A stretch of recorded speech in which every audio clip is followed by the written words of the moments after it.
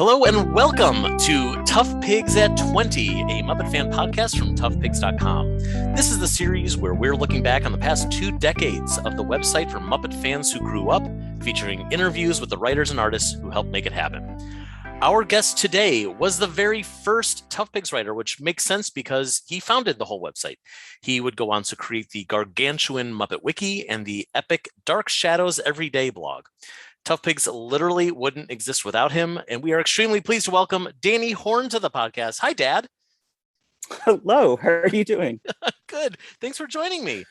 I love when people call me Dad. Yeah, no, I'm really happy to be here, and I'm thunderstruck that you can actually use the word decades now to describe Tough Pigs. Do you even remember what it was like in 2001 and starting this whole website?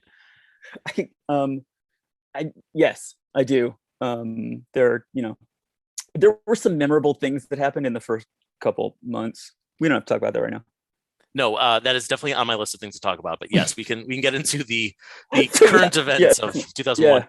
All right. So what we want to start with all these interviews with is asking people how did they join Tough Pigs. But you didn't join Tough Pigs. You started Tough Pigs. So what led you? Me. Say again. Tough Pigs joined me. Yeah. I was involved in Muppet fandom since before technically there really was one. In 1992, from 92 to 97, I created a fanzine called Muppet Zine back in the days when you had to like go to a copy shop and print copies of things and then send them through the mail to people in order to discuss things with other people. So I did that for 5 years. That was really fun. And then I stopped because there was an internet suddenly. And there was a website called Muppet Central that a guy named Philip Chapman created. And I worked on that for a while and I wrote for it for a while. And I got bored with it because Phil is more serious than I am, has kind of a more serious sensibility. And I wanted to write funny stuff and he didn't want me to. So I decided I'm gonna half learn how to make websites. And I got some program, I don't even remember the name of it, and started Tough Pigs kind of as a blog because it was the only thing I knew how to do. But I really just wanted to like write funny stuff about Muppets and kind of get some of that fun Muppet zine, like collecting all the news and talking to folks and just saying silly things. It's funny. I don't think a lot of people remember what the internet was like in 2001. And I often describe it as Tough Pigs was a blog before the word blog existed. Yes. Yeah. I don't know if that's true or not, but it's pretty close. Yeah, it's basically true. Yeah. Yeah. Because all I knew how to do was like write really long things. And so I just did that. Right. And you did it terrifically for a long time. And so I think I should probably talk a little bit about McSweeney's. Sure. Because it explains so much about the website. So 2001, I'd been out of school. When I went to college, I got a 4-year degree in post-structuralist literary theory and trickster jargon. So basically, I knew how to write stuff that sounded super smart and didn't mean anything. And I still write that way. And I was really inspired around the time. Actually, you know what? First there was the book. I was going to write a book. Yes, I was going to ask you about this. Yeah. Yeah. Tough Pigs and Gentle Frogs. It was going to be my queer theory, queer reading of all of the Muppets, and kind of I was going to use the word transgressive a lot, which was very big in queer study circles as a word, and it was going to include like Bert and Ernie and Miss Piggy, and the kind of animating question behind it was like, why are there so many gay male Muppet fans? But like you can tell what kind of book it was going to be because I would use phrases like the animating question. So it was going to sound like that basically. I never wrote it yet because right. It's a silly thing to even think of doing. But that was going to be, so I made a little zine, like basically my little like 4-page Tough Pig zine, and then the website was supposed to be the website that supported that book. Like I was going to sell the book on that, or actually no, I was gonna like serialize and post it like a blog, and then it was going to be a book somehow.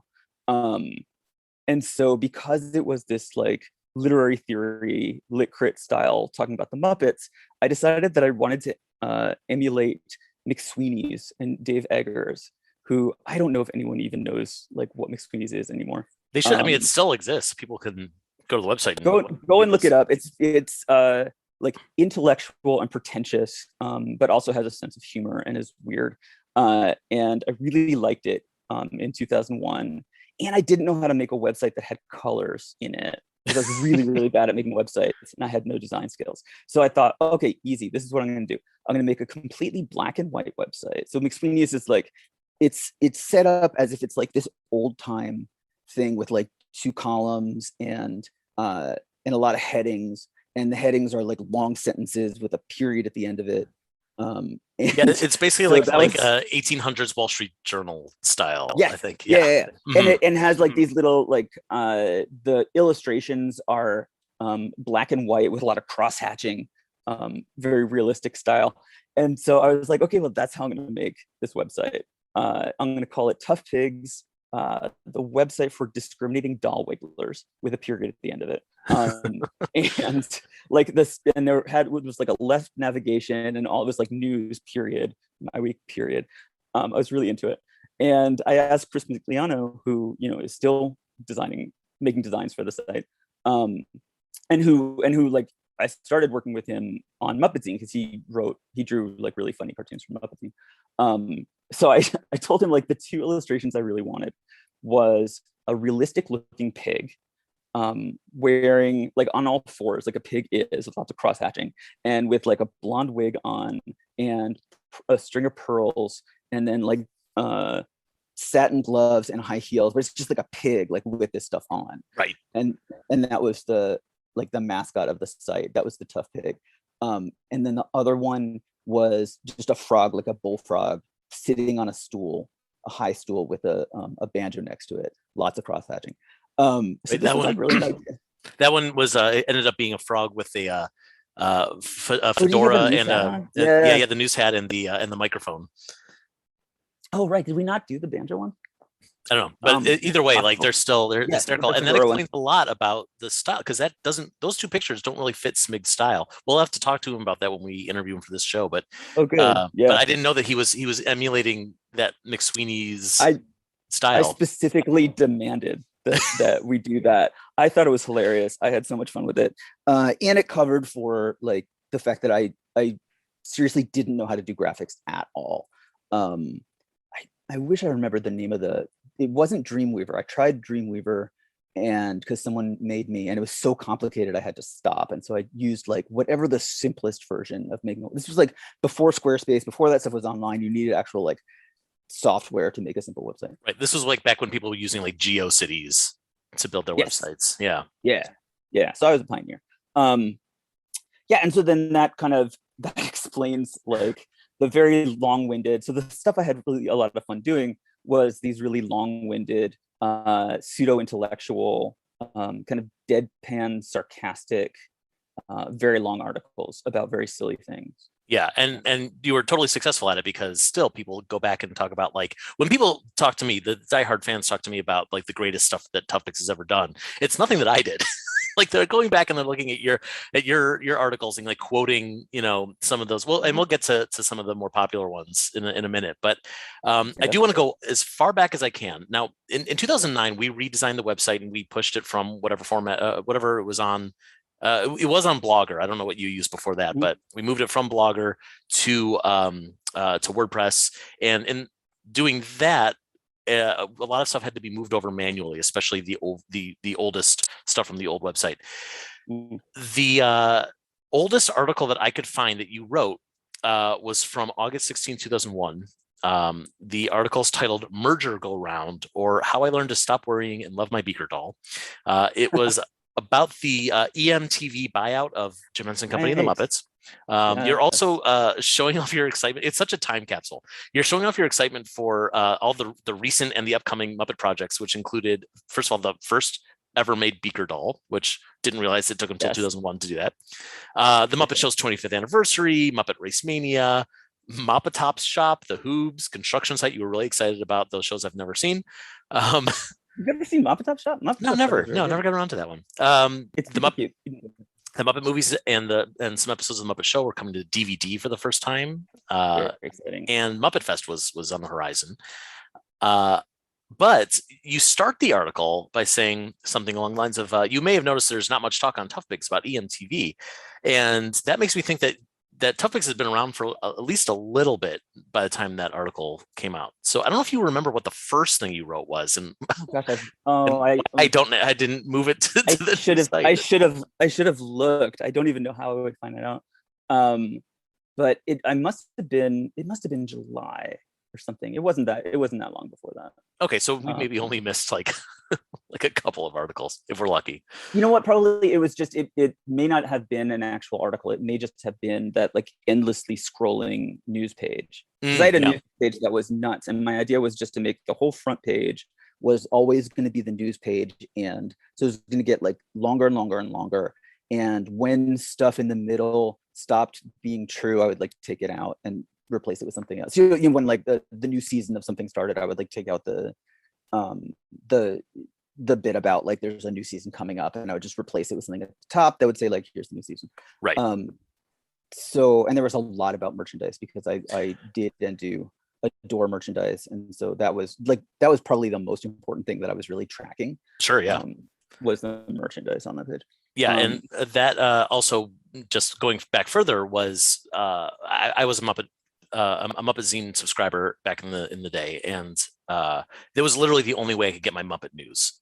It was that, or like try to join the news groups, which was impossible. There really was not much on the news groups. Yeah, no, that's true. But yeah, that was the only way. So I was like, oh, there's a new Muppet toy, or that's how I found about it, like Muppet Treasure Island and Muppets Tonight. I had no idea until I read about it in Muppet Zine. Yeah. And then even things like so now we're living in the golden age where everything's on YouTube. Right. I learned about the Muppet meeting films through Muppet Zine, and that you could purchase them through some website. For a lot of money. And I remember begging my dad, I'm like, we got to see them. He's like, you don't even know what this is. I'm like, I know, but what if it's good? And now it's all on YouTube, so for free. Yeah. So, and it really was good. It was good, and I'm so glad that we didn't spend all that money on it. Yeah. Just had to wait 25 years. Yeah.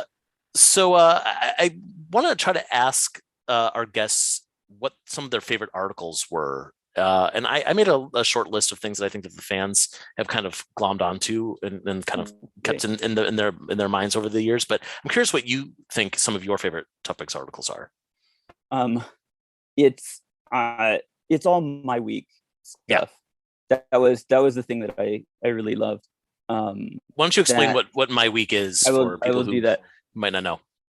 My week was a format that I figured out where I would write 5 articles like Monday through Friday, where I would watch some kind of Muppet thing. And at the time, especially because like there was like all the Muppet productions I think were on daily at the time. So it was like Bear in the Big Blue House and Sesame Street, and I don't remember what else. And so I had this fun style of like, okay, I'm going to watch each one, and I have no plan for what I'm going to do. I'm just going to write kind of my impressions on Monday and Tuesday, Wednesday, and then kind of try and wrap it up on Friday with something. And developed the style that I actually am still was still using on Dark Shadows every day, and will still be using like on my next project, which maybe we can talk about later, of experiential reviews. And I'm just, is it okay if I just like get deep into this? Get real deep. All right. Experiential reviews is, I believe, a term I made up because I hate writing, like, as you know, here I am, like I'm writing about TV shows and movies, and I hate writing reviews because reviews on the whole are like trying to sum up this whole big long thing. And so you can only be vague, like you can only kind of like scratch the surface. You don't really get into details. And I think that like details are where the jokes are, details are where like the interesting stories are. And so instead of doing that, the experiential review is like you just start writing about like the first minute of the movie and what's happening and how you're feeling about it and how you're responding to it. And then you just keep on going, and that kind of like tracks through the whole piece, so that the reviewer's experience becomes like that is what the review is essentially talking about, because for one thing, it gives then the reader that's kind of follow through an experience. And also I think like that's the way that audiences like receive a show, is you watch from the first minute and you just keep going. And so it was kind of like giving you that experience. And so that was like, that's my weird lit critic thing. And so I would watch like 5 days of Sesame Street and just start kind of writing on my relationship with what's happening in Sesame Street. Oh, I just remember like the first one that I thought was really funny was the Jack and the Beanstalk review. Yeah, right. There was a Henson special with Ted Danson. No, Matthew, no, that was the Gulliver's Travels one. I got confused. Yeah, is it Matthew? I'm thinking Matthew Modine. Is that? Yeah, if it's not Matthew Modine, it's one of those guys who looks like Matthew Modine. Who looks like Matthew? Okay, then I think it was Matthew Modine. It was not very good. No, it's not. And I was watching it just because it had the Henson name on it, and so like my response, kind of going through that, I just thought was very funny, and I love doing that. And so the ones that I remember the most is My Week with Muppet Breakfast. Yes. Where I reviewed, that was when there were, what was it? General Mills put Muppet DVDs or Henson DVDs on boxes of breakfast cereal, which Correct. was so utterly, it was such a bizarre thing to do, because like Muppet movie, one of them was Muppets Take Manhattan. And it was like Muppet movies used to be like impossible to get and impossible to see. Right. And now apparently it's so like cheap and throwaway that I could buy a box of Cinnamon Toast Crunch and there's a DVD of Muppets Take Manhattan on it. And so I got like 3 boxes of cereal. And what was the first one? The first one was one of them was Bear. Yeah, first one was Bear. Second one was Buddy, the Jim Henson terrible film Buddy. And then third was Muppets Take Manhattan. Correct. And so I reviewed both them and the cereal that they came with at the same time. And so that was like my experiential review of like eating Lucky Charms while watching Buddy. And what a terrible experience it was doing both of those. I appreciate that you remember which cereal went with which movie, because you're correct. It was Lucky Charms and Buddy, and it was Cinnamon Toast Crunch. Toast Crunch, Muppets Take Manhattan. Yeah. Here, and you wrote. What was the first cereal? The first one was sorry, I just had it up and I clicked away. Honey Nut Cheerios and Bear in the Big Blue House. Yes, got it. But you wrote, I reread your Cinnamon Toast Crunch Muppets Take Manhattan, and just the fact that, first of all, you start by listing the nutrition facts and the ingredients, which is hysterical. Serving size 3/4 of a cup and 1 movie, 94 minutes. And you said, here's the theory right up front: Cinnamon Toast Crunch is just like Muppets Take Manhattan. And that's hysterical. That's something that I could write for 100 years, and I could never come up with something as clever as Cinnamon Toast Crunch is just like Muppets Take Manhattan.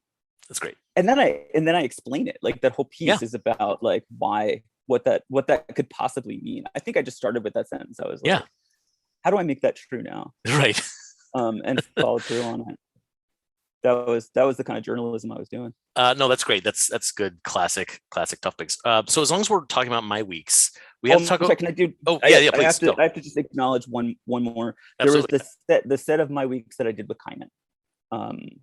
Were also just like the funniest thing. I thought the funniest thing on the website. I completely agree. You and Kynan, 2 posts with Christmas specials, and then 1 with the storyteller. At least, in my memory is that you did a lot more, and we're going to be talking to Kynan later in this podcast series, so we'll quiz him about it. But yes, my recollection is that you and Kynan were just the funniest friggin' comedy duo in journalism. I would sit there and laugh out loud while I read your articles. And then when Ryan and I took over the website and we're trying to figure out like, okay, how do we emulate this? Like that specifically, when he and I would work on something together, and it's impossible. Like I think we did good work, but we didn't do anything close to what you and Kynan were doing. Thank you very much. Yeah, it was so much fun because Kynan is was a professional comedy writer. Yeah. And yeah, and the 2 of us kind of like bouncing weird stuff off each other. I loved it very, very much. It's terrific. Okay, so speaking of the My Weeks, we have to talk about My Week with Bear.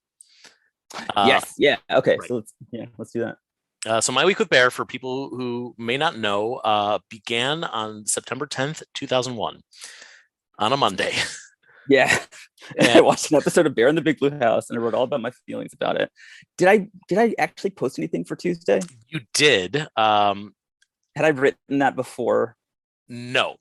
So your day one is about like an episode about friendship and accepting and knowing Yeah. others. And part two, all you wrote, no image. You just wrote no bear in the big blue house today Okay. on September 11th. Yeah. Yep. So that was September 11th. That was so. So you know how you can ask, like, where were you when you heard that Kennedy was shot? Where were you when you heard about the September 11th attack? And like my answer to that question is, I was in the middle of writing my week with Bear in the Big Blue House. That's my story for where I was on Right. September 11th. Not many people can say that. Yeah. Yeah, no. And yeah, it's so memorable for me because I didn't know how to do that. Right. Like, is it okay? Because I was like, God damn, I'm in the middle of a thing. I'm writing a thing, right? And it doesn't have You guys just hold off on the terrorism for like 5 minutes while I get this it doesn't have out. anything to do with like politics or obviously or world affairs or anything like that. It's just this silly little Bear in the Big Blue House blog. And I didn't, but I wanted to come back to it, and I didn't know how. And I know I wrote something for like Wednesday. Did I write something for like Wednesday through Friday? It's a 4-part series. So part 2 is there no news tonight, and Right. part 3 and 4 are, well, like, this is our new world. Let's break into it, and and Bear in the Big Blue House was like this great kind of, I guess that was sort of like my way of processing, really. What had happened and what our responses to it, what, like, as people and then as like a country. And Bear in the Big Blue House is all about like loving people and taking care of them and being smart and sweet and hopeful. And so I guess that was like my processing of and you did a great job with it too, just because it's like, I mean, we're all watching the news and we're completely shell-shocked, and how are we as Muppet fans processing this? And it's like, well, we can always look to the Muppets, and they can tell us, they can give us the right lessons, or give us the not an escape. You can't really escape from something as big as 9/11, but like some sort of comfort and some sort of normalcy. And that's kind of what you wrote about in those last 2 days. You never did one for Friday though. You were like, that's enough. I was done. Yeah. There's only so much that you can be kind of a slave to your format. And I was like, I don't really have anything. It's true. Although it's interesting that, you're, from what you just explained to me about the origins of the site, or rather the origins of the book that you were planning on writing, and how, not to say that, LGBT experiences are political. It feels political sometimes, but they're not necessarily. But like, you were trying to tackle larger topics through the lens of the Muppets, and to ask yourself in that moment, which admittedly 9/11 is a pretty big topic, but like to ask yourself of like is this appropriate to talk about these larger things through the lens of Muppets? And it's like, it absolutely is, because not only did you do that, but like that's something that we continue to do today with the website. Right. Because there are topics that we shouldn't be ignoring, and hey, like we've got a website that people are reading, so let's use it. And so you guys were responding to like the police violence and racial protests over last summer, and I thought did it in a really skillful way. Thank you very much. That means a lot. A couple other articles that you had written that did not coincide with world-changing events. Another one that people quote to me or share, and really some of these pictures have gone viral without us doing anything, was Strange Trip, Big Boy Meets Jim Henson. And this was your review of the Big Boy comic with Muppets in it. Muppets, I forgot all about that. You've forgotten about that one? Everyone talks about it all the time. Really? Yes. Oh my gosh. I have to look that up. That's I mean, I remember doing it.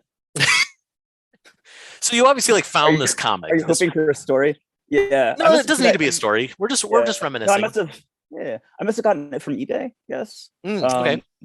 1970s comic for the Big Boy restaurant, and it had like both Kermit and Jim Henson in it, I think. Yeah, that's familiar. And like the characters all like weirdly miscolored. Yes. I think Grover's wearing lederhosen. Big Bird is referred to as a she. Yes. It is very much a weird trip, and that's one of those things where the only place that existed for the longest time was in this one Tough Pigs Was on article. Tough Pigs, yeah, because Yeah, I posted the pictures. that's right. Yeah, And I must have done something because Jim Henson was on the cover, I think, like yeah, an it's familiar. illustration of Jim Henson. And so I must have done stuff that was about like just weird literary jargon stuff about like reception theory and like how the audiences like see both Jim Henson and Kermit in the same comic kind of stuff. I don't remember. It must have been funny. Sure. I'm looking at it now, and yes, Jim Henson's on the cover. He looks like he's melting. And yeah, Grover's wearing lederhosen and a jaunty hat. Ernie is wearing like one of those straw hats, like they were wearing like the Music Man or something. Yeah. And yeah, it's just about it's the big boy from the Big Boy restaurant, and his friend, who I don't know what her name is, and a dog. And they're just like walking on Sesame Street, and everyone's like, "Oh, hey, we're gonna say some really bad jokes," and that's it. And I think not having read it, or not having read like my post, I think probably if that was funny, then I think probably what was funny about it was like the thing that I was trying to do with everything was like, for one thing, just point out like, look how stupid this thing is. Why are they referring to Big Bird as she? But then also would always try to ask myself, so what does this mean? Like, let's step back and think about, what does this mean about us as a culture? And so I would always get some kind of comedy out of that. Yeah. So that's probably what I was doing there. For sure. Yeah. No, it's gold. It's just gold. And then you referenced this earlier, one of your conversations about this, but you did write more than one article about a special Sesame Street Christmas, which is, so at the time that you published your initial review of it, was literally not only the first time that most of us had ever heard of this movie, but it was our only way to experience the movie for years, because it was literally impossible for a casual fan to find it. Yeah, there's no YouTube. How did I get it? You know what it is? It's the reason why I created Muppet Zine and then Tough Pigs, was because I just wanted people to send me Muppet stuff. I thought, like, if I know, right? You have this life now. That if I just become like the clearinghouse of Muppet news, and people are going to just send me Muppet news and like stuff that they clip out of a newspaper, which is like for the fanzine, like people would find like the New Yorker article about the Jim Henson biography and cut it out and put it in an envelope and mail it to me, and now I have it. So that must have been something that was how I got the special assistant. Oh, I actually remember the guy now. There was a puppeteer. Who sent me a videotape. He was just like, you should see this, and here you go. Yes. Yeah. Wow. Like he was, he liked the site, and he was really nice. We corresponded. And he happened to have a copy of that. Yeah, that's the best. But yeah, so I'm looking at the article now. You said, remember the Sesame Street Christmas special from 1978, the one with Leslie Uggams thinking that lemonade is hot cocoa, the one with Anne Murray and the magic eggnog container, the one where Oscar adopts a kitten with a broken leg and Ethel Merman calls Imogene Coca an idiot. And I swear to God, I read this thinking it's not even close to April 1st. Like, what is he talking about? That was true. Yes, it's just making it up. Yeah. And I mean, I'm so grateful that we have access to it now. And I literally every Christmas I insist that people watch this garbage. It's the best. It's our Star Wars Christmas special. Yeah, it is. I think, when was the Star Wars? What year was Star Wars? Well, the first Star Wars was what, 79? No, that's not right, 77. So it's between that and the next one. So it must have been like 78, 77, 78. Yeah, maybe 78, 79. So then, I mean, that was, so everybody is familiar with the Star Wars Christmas special, and then we have one of our own made right around the same time, which was really weird for basically the same kind of reason. It was the same Christmas. It was 1978. Yeah. Oh, was it really? Yeah. there was something. What a year. Something in the water in 1978. Wow. We could talk for an hour just about that special, but one of the great things about Tough Pigs in those days, again, because there was no YouTube, because most fans were not like in those VHS trading circles, which seems to be the way a lot of people in our community got their hands on stuff. All we had was Tough Pigs, and you spent a lot of time doing transcripts of sketches and stuff too. And I did Tales of the Tinker Day. Yes. That Yeah. was one of my happiest things. Yeah, that I went at the Museum of Television and Radio. That was what it was called. Yeah. Paley Center for Media now. Correct. Yeah. You could go in New York and watch a whole bunch of Muppet and Henson stuff. And Tales of the Tinker-D, like nobody had a copy of it, nobody really ever seen it, and so I went there and just like with notebooks like scribbled down basically a complete transcript of it and then posted it, and I was so thrilled to do that. And we were very thrilled to have it because that was it. That's all we had. We could just imagine these things happening in our heads. I can't remember if it was you or one of the other Muppet Wiki admins who mentioned this to me, but someone had told me that one of the purposes of doing those at the time became like, well, let's just like do this on the Muppet Wiki. Like, let's like we were using ToughPigs as a purpose to as a resource. To like retain this stuff. And now it's like, well, now we have a website that's specifically for just collecting that information. Right. Yes. Yeah. And I mean, actually, the thing that we're glossing over right now is just how funny it is when you think about the internet now. That in order to get information about Tales of the Tinker, so like Tales, by the way, anyone who's listening, if you have not actually watched Tales of Tinker-D, it is on YouTube. It is unbelievably hilarious and great, and it's early Jim Henson at his very, very best. But now I can just say that, and someone is now going to go and watch it on YouTube. But at the time, the only way to get detailed information about Tales of Tinker-D, was I had to drive from Philadelphia, where I lived, to New York City, and park and go to a museum. Park in Midtown. That's Midtown, and have them, and have them to have them play this special, and then I have a notebook and I'm scribbling down like all the information that I have, and then drive home and type all that onto my little website, which I didn't know how to make. And that was how you get like Tales of Tinker-D information. So that, and and I know I transcribed like a whole bunch of Bert and Ernie. You did, yeah. Shorts, which then I wanted to write about. You did a week called Ernie versus Bert. Yes. Which was the series that made me realize, like, oh, Ernie's a dick. It never hit me. I thought it was just a trickster, but no, man, he is terrorizing Bert. Horrible to Bert. Yeah. But that was also like, I'm writing transcripts because I can't embed a video file that just like didn't either it didn't exist, or I had no idea how to do it. Right. It didn't really exist. In 2001. Yeah. Oh, and then you know what I thought also of My Week with Grover's Mom. Oh yeah, of course. That was literally the first one I wrote down. Yeah. My Week with Grover's Mom. That's the one that really became. That was me and Scott Hansen, my beloved Scott, who he got obsessive with me over like collecting Sesame Street books and like really digging into them and being crazy about them. And we decided that Grover's mom was this weird figure who like randomly shows up in different books, and you get like different little snatches of her life, as you kind of go through a couple decades of storybooks.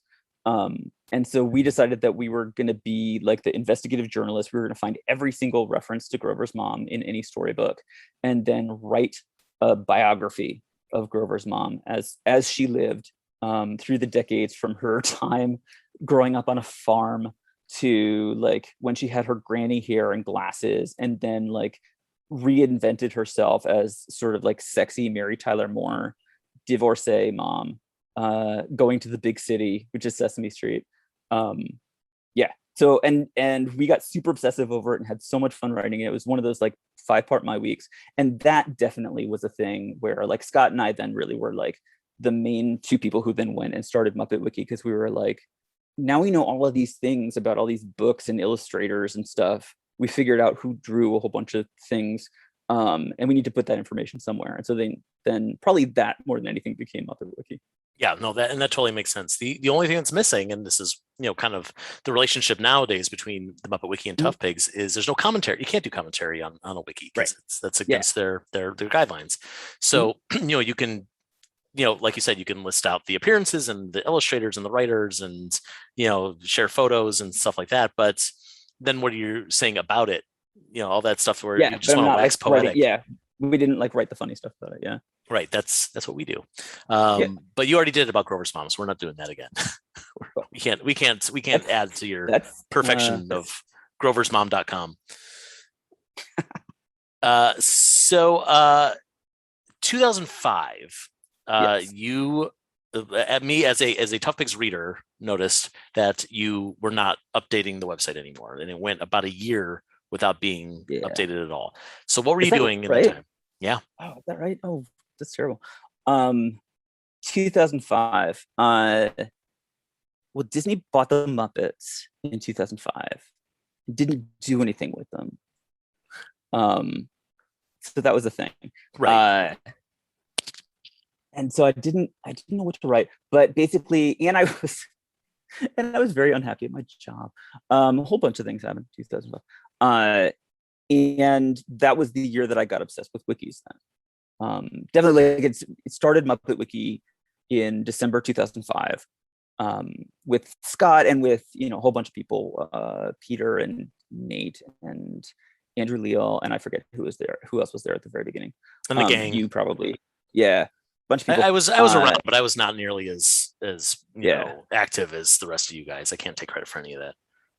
And we were and Muppet Wiki still is entirely obsessed with like getting as many facts and doing as much stuff as we possibly can. And I just became like completely fascinated with that whole process, the wiki process of like creating something that was bigger than what I could do on my own. Because Tough Pigs more or less was like, people helped and there were people who contributed, but it was almost entirely me.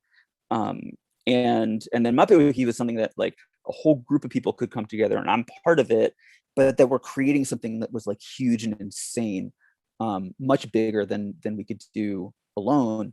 And so basically that was where all of my energy went, and that was I got fired from my job, was one thing, because I was spending all of my time on Muppet Wiki. That wasn't really the only but that was up there. That was why I didn't mind, because I was basically just like spending all my time on Muppet Wiki anyway. And it explains like basically the rest of my professional life is then I went to the Muppet Wiki was hosted by a company called Wikia, which is now called Fandom. And I was so into wikis and was clearly making the best wiki of all time. And so I ended up getting a job for Wikia and moving to San Francisco, and now I work in software. And then after I left Wikia, now I work for the Wikimedia Foundation, which is the nonprofit that runs Wikipedia. So basically that is what happened to me in 2006, is like I was becoming a wiki person. Right. And just did not anymore have like the time or the attention to put into writing Tough Pigs anymore. And right. Possibly I had also written just about like all of the funniness that I had inside of me about the Muppets. I feel like I ran out of like funny things to say. Yeah, because at that point you had done 5 years of Muppet Zine and about 5 years of Tough Pigs. Like that's a lot of time to spend on on these passion projects. They're really just passion projects. But then the wiki, I think you or Scott told me once that it was the fastest growing wiki in the is that right? Wikia world, or maybe I read that in an interview or something like that with what's his name, the guy who ran Wikia. But the fact that like not only was it huge and growing and like still seems like there's no end to the amount of information that we could collect. But it was such a resource, for the fans. And like now I talk to people at Muppets and Henson and Sesame, and like they all use it. They rely on it as a resource because it's so much more thorough than anything that they have in their systems. And I honestly don't know if I would be able to do Tough Pigs if it wasn't for the wiki, because I have a good memory, but I can't remember like every instance of Grover's mom, and I don't have the time to do the research, myself for all these articles. And the Muppets, I think, really were such a good. It was kind of a perfect project for the wiki format, because the lists that people loved to make was like who played what character. It was only like 5 or 6 voices basically with the Muppet Show and often with Sesame Street. And then all of the other Muppet projects. And so like voice spotting was usually pretty easy for most Muppet fans to say like, okay, that's Dave Goelz's, that's one of like Dave Goelz's 4 voices basically. Right. Yeah. For any given character. And so like going through each special and each like every appearance that they had, and like making that list of like all the places where Dave Goelz played different characters was kind of just perfect for the wiki format to help you like organize that and see all of that. And then it was the same thing with like all of the illustrators and all of the books. There was just like a lot of like crossover between all of the different pieces that made it very satisfying as a wiki subject. Yeah. So after about a year of you not updating the website, right, there was a weekend where you were visiting New York. You were I don't remember if you were crashing on our couch or not, but you were here with us. Like that. Yeah. Me and Ryan Rowe, he had just moved to New York City. He and I were living together. And of course we had met through the Tough Pigs forum. That's how we became friends. So that was our connection. And we approached you with an idea that like, hey, if you're not going to do this thing anymore, like, you want to just give us the keys? And you were so like, oh yeah, sure, here, yeah, I'll give you all the passwords. It's done. Like you were. I was delighted. I was so happy. Yeah, because like it's, I felt guilty. Obviously, like I created this thing, and it was super fun. I had a wonderful time doing it, and it had kind of brought a whole bunch of like wonderful people together to to work on it, and especially like to be on the forum and love each other. And then I kind of abandoned it because now I was in this like group that kind of overlapped but was not the same as that group, like putting together Muppet Wiki. And I felt terribly, and and then there's Muppet news happening and stuff like that, and I just wasn't doing it. So I was and you and Ryan obviously are really funny and really smart, and so I was just absolutely thrilled that you guys wanted to do it, and was so happy to give it to you and then see what you did with it. No, thank you. Yeah. And honestly, like for both of us and for everyone who works on the site now, like it's like changed our lives. So we're so grateful that it's here, and you laid such a perfect foundation for what we all want this site to be. Like it was already there. It's not like we needed to make a decision, but a website that it's honest and it's fun and funny and informative, and really just like a good representation of what we think Muppet fans want and what we think that they should be. So it really is, I think it's terrific. So thank you for that. I am so happy. I'm so like happy that it's still around, and that you guys have done all the things that I was like too socially awkward to do, like make friends with all of the like people who worked on the shows, and like doing all these interviews and all this stuff with the Henson Archive, and I'm so excited and proud and happy, like, and the podcasts, which are just brilliant. Thank you. Hey, and hey, look, everyone's listening to this one right now, so like how brilliant. Yeah, no, exactly.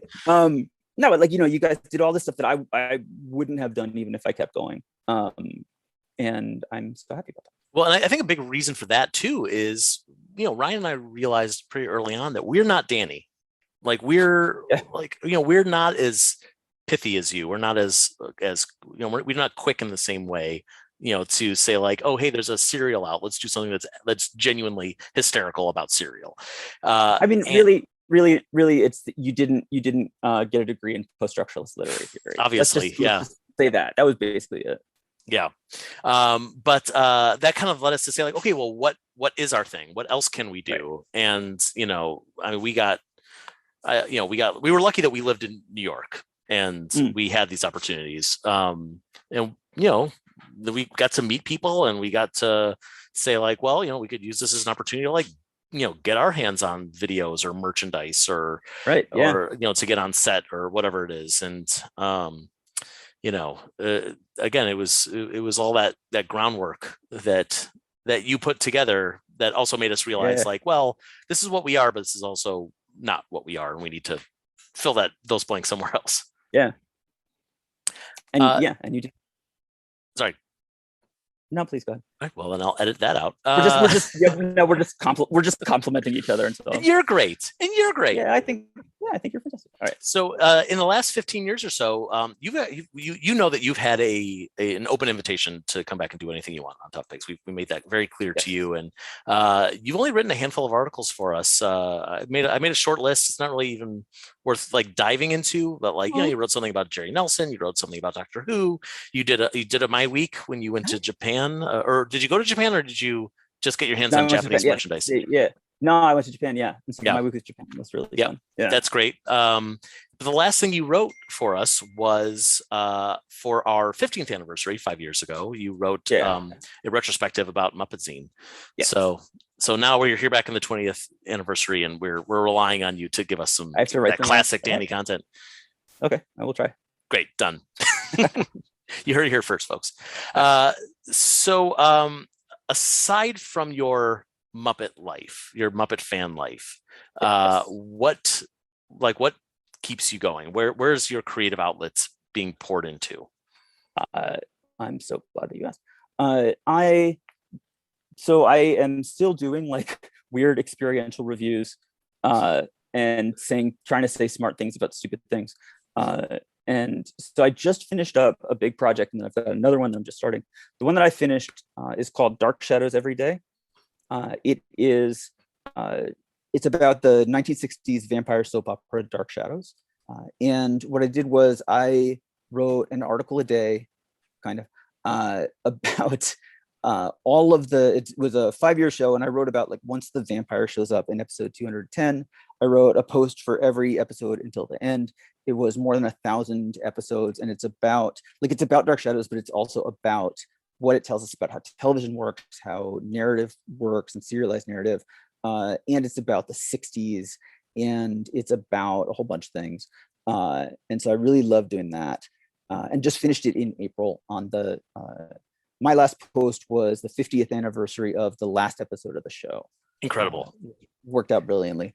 And now I'm done with that. And now I get to do other thing that I'm super excited about, which is called Superheroes Every Day, or it will be. It is a history of superhero movies in order and in detail, taking all of the live action features about DC and Marvel superheroes, starting with Superman the movie in 1978. And you're not going back all the way back to like Superman versus the Mole Men or whatever? There will be some material on that, but no, it's like the full length feature films, starting with 1978, and doing kind of an experiential review / history, really, of like getting super deep and detailed into all of the things that are interesting and funny about Superman the movie, and about, so it's partly about that, but it's also about like superhero movies and then blockbuster movies and our culture and like what was happening in 1978. It's gonna be really, really fun. I've been like researching and reading books and watching movies, and it is going to start sometime around Labor Day 2021. Oh, great. Yes. Awesome. And that's what I'm going to start posting. It is like the history of superhero movies is huge and complicated, and so I'm going to try and write about it in a huge and complicated way. And I think folks who like my writing from Tough Pigs will definitely love, because I'm better at it now, will love Superheroes Every Day. So I guess I can tell everybody, like, when it starts, Joe and Ryan are going to promote it a lot. Well, that's what I was just going to say. You say that, so you won't miss it. No, I was saying it in order to get you to like. Now I've got it locked down. Now that's right. Make you agree. Yes. No. Okay, Danny, you talked me into it. We'll tweet about your new project. Project. I'm super jazzed about it. I mean, Dark Shadows Every Day is hysterical, and for anyone who does miss that tone that those first few years of Topics had, like this is going to be perfect. I'm excited. I also have to point out, I don't know if you remember an article that you wrote for Tough Pigs back in 2002. Save My Baby. Save My Baby. Do you want to talk about Save My Baby? Save My Baby. I remember it and I love it, and I don't remember if I ever actually managed to connect it to the Muppets in any way. It was watching Spider-Man 2, Spider-Man 3. What Spider-Man was it? Let's see. Well, I'm looking at the article now. You said I went to see the Spider-Man movie, so it was one of those. Very well, one of those. Great. It was one of the Tobey Maguire movies. We narrowed it down. Yes, correct. Whatever it was. And there was a scene with a woman outside pointing at a burning apartment building and saying to Spider-Man, "Save my baby, my baby's in there." And so I just loved the concept of a Save My Baby lady. And so I wrote an article about it. And and it was just kind of like standalone. Like, this is just a thing that I thought was funny, and apparently other people thought it was funny too. And so actually, like, Save My Baby Ladies are going to be, if you like that, like, basically that was the trial run for Superheroes Every Day. And I was delighted on like rewatching a bunch of the movies to find that in Superman 2, there's a Save My Baby Lady. There's literally, there's a woman who says, "My God, my baby, save my baby." Yeah, it's a trope. So yeah. Yeah, it only took you 19 years between that and to actually to turn that blog post into a whole blog. And just because you were curious, so you start the article saying, in spirit of disclosure, I have to admit up front, this piece has very, very little to do with the Muppets. And then you say, just for the sake of it, I'm going to drag the Muppets in at the end, but that's basically just for show. Purists who demand 100% Muppet content on the site will have to take a break for the day. And at the end of the article, all you do is compare Spider-Man to Muppets from Space by saying it made 12 times as much money. that's the connection. Nothing to do with Save My Baby. Not really anything to do with Spider-Man. Definitely nothing to do with Muppets from Space. With Muppets, yeah. No. Yes. In any case, well, we're very excited about your new project, and everyone just keep watching Tough Pigs to find out what the social media will be for it, so that you can go follow Danny directly. But we will do our best to spread the word. So in the spirit of wrapping this up before people get bored and turn us off, sorry. If they haven't already. If they haven't already, then they don't know we're making fun of them. So screw those guys. That's fine. So I'm curious what your ideal Muppet project would be if for the next thing to save my baby, by which I mean save the Muppets from going away forever. What's your ideal? What do you want to see from them? The pilot that they did before they did the Muppet sitcom. They did that pilot film that was like 20 minutes long, maybe. This was they did a pilot before the 2000. You're not talking about the test pilot that's like 10 minutes long with like oh, you've never seen that? No, I know. Yeah, no, it's on the internet. Oh yeah. Oh, you want to see a show made out of that instead? Well, they did make a show, but like Bill Prady made, who's the he was a Muppet writer and then was creator of The Big Bang Theory, and is really, really funny. He put together that trailer, which is like 20 minutes, I think. The whole thing is 20 minutes. Handheld. It's the funniest Muppet content that has been made in years and years. And ABC liked it and bought that as a pilot. And so that's what they made into the 2015 sitcom. But Bill Prady was busy working on The Big Bang Theory, so he didn't really work that much on the series. And series, in my opinion, was mostly terrible and depressing, and failed and basically like killed the Muppets franchise again, as it has so many times. But like, if someone would do that, like the actual quality of like humor and pace and fun of that like trailer pilot, that is what I want to see again. That's what I'm hoping for on Disney Plus, that maybe they'll make something that's like fun and adult and actually like feels like modern comedy. That is what I'm hoping for next. That seems like it's not too much to ask for. I was really expecting you to say something like, I don't know, like get Frank Oz back as Fozzie Bear and, give him $17 million. And, like, but it's like, no, actually make a sitcom that's funny. I think that they can potentially handle that. I know they're doing like a Halloween special. Like, it's just, the people are so talented. The people are so funny. Like, and like the YouTube videos that they were making for a long time were so funny. Yeah. Muppets Most Wanted, I think, is so funny. And it just didn't, that tone and that style just didn't make it into that sitcom. And unfortunately, the sitcom is the thing that people actually watch and remember. Right. And Muppets Now also did not really have that the way that I would like.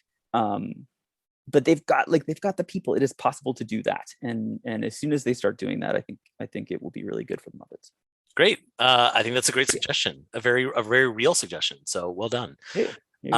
Well, Danny Horn, thank you so much for being here, for creating Tough Pigs, for continuing to work on fun and funny things. Very excited about your upcoming project. And I can't thank you enough for Tough Pigs, just because it's meant so much to so many Muppet fans out there, and truly for me, like it is made my life. Like my whole life surrounds the work that I do with Tough Pigs, and I wouldn't be here without you. So thank you. Well, and I want to say thank you so much for taking that and turning that into, like, for the next 15 years, something really beautiful and life changing. Because really, like, if it had just been me, it would have just kind of disappeared. And so I really, really value that you guys have taken it and turned it into something bigger than I would have, and bigger than I did, and making it such a beautiful thing. Well, thank you. And I'm really looking forward to seeing, like, all the 20th anniversary stuff. And I think I heard you're gonna, like, redesign the site. Oh, maybe. Right? I don't know. I can't wait to see what you guys come up with. I'm sure it's gonna be fantastic. I sure hope so. I sure hope it's good. Sure hope people care.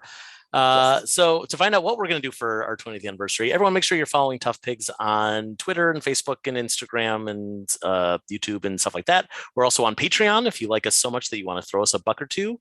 So go find us on patreon.com/toughpigs. And stay tuned for Tough Pigs social media to announce where Danny's next project is going to be. Thanks for listening, everybody, and we'll see you next week for another Tough Pigs at 20. Goodbye. All right, thanks, y'all.